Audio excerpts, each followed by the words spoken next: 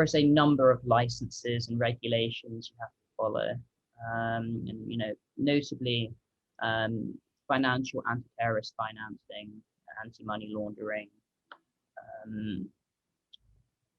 There's a position of trust. One thing we are not doing is acting as a fiduciary over our users' funds. We never touch our users' funds. In fact, their private keys using multi-party computation. Their private keys are split up, stored in completely separate locations, and never united even in use. So truly a very, very cutting edge security solution there.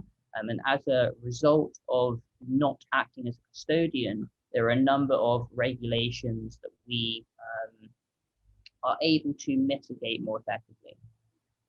However, you are still, we talked about the critical nature of financial technology within reality, within the experience of reality, and notably not focusing on corporations or businesses, but universal accessibility. There is a great deal of consumer protections that we must abide by and ensure that we are not just meeting those standards, we're looking to set the standards. And within that, there's a number of licenses with, I mentioned we're offering some fiat services on the platform. You need a license for that. To offer e-money services, you need a license for that. To operate within distributed ledger technology, you need a license for that. So it's a very regulated market. In fact, we've identified regulatory compliance as our greatest risk, followed by operational risk or execution. Because we're quite familiar with the market, we know how it works. The quickest way for us was that we actually did not go for our own license. We actually used a company called Railsbank. We are agent of Railsbank, so they built a quite good infrastructure for such businesses like us to join the market quite quickly and get the authorization from FCA. So it took us 3 months instead of applying for electronic money institution license, which usually now in the UK takes around a year-ish. And then you still go and look for segregated accounts, for banking partners, and so on and so on, because it's just on the paper, you have that license and that's it. You don't have any infrastructure behind, and you cannot get infrastructure because nobody will sign the contract with you because you're not authorized. So it takes another half a year to get actually all set up with the banks. So for us, we're doing that the other way. So we are now as agents, and now we're applying for the licensing, the full licensing, but we are not in a hurry because we already have infrastructure, we have clients.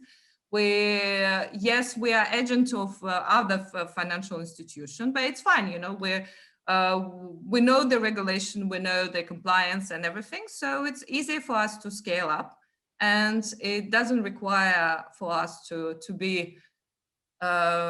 wait for the license and spend a lot of time on that. So yeah. We don't have any licenses on our own.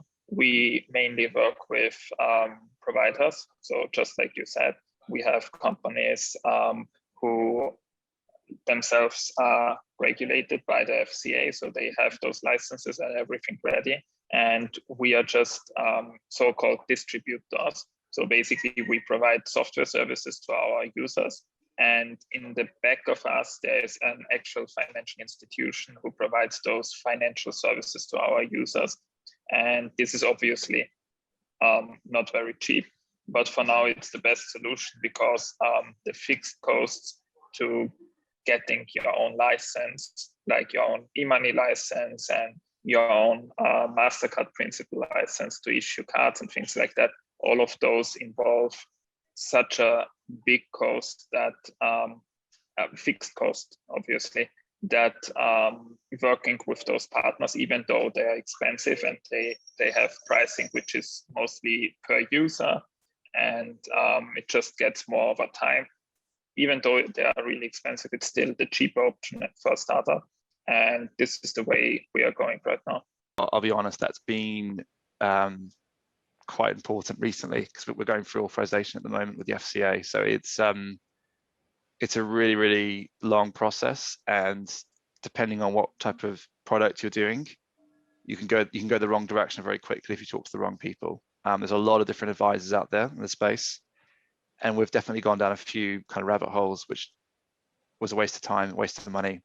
And it was, yeah, it was quite difficult. So for ourselves, what we're doing is a peer-to-peer lending business, and that's actually quite a high-risk business from an FCA perspective. So there's a lot more DD required, a lot more effort required on the management team. There's also compliance for the actual platform as well. So the development work needs to be compliant, needs to be reviewed by the FCA. So that in itself is another challenge. We're very lucky because some of the partners we've worked with have done this before, so they were quite aware of some of the compliance issues already. But we have a really good compliance director on our team who's been helping us out as well, and been very involved in the tech, because that's a really, really important part of it. Because yeah,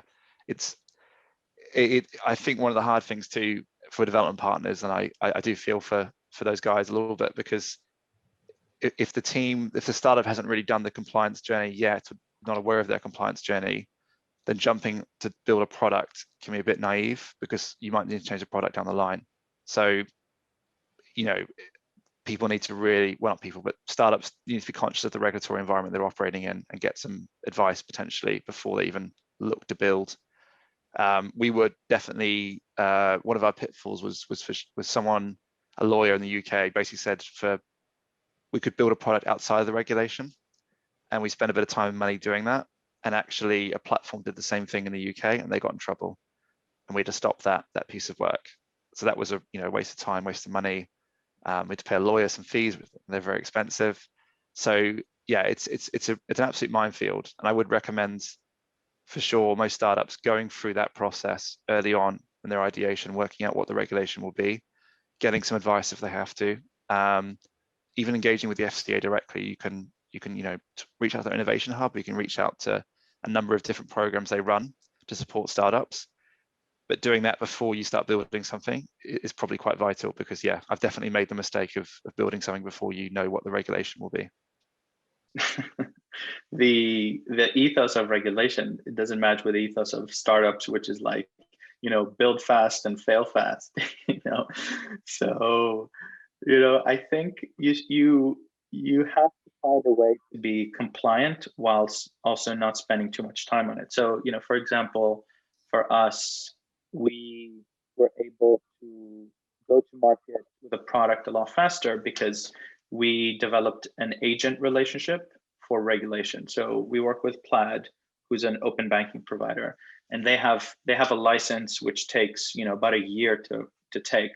But by working with them, we were able to get an agent license. So it's like you're kind of sitting under the umbrella of their licenses, and that allows us to operate fully legally and regulated. It increases a little bit your cost perhaps, but it gives you a much quicker route to market.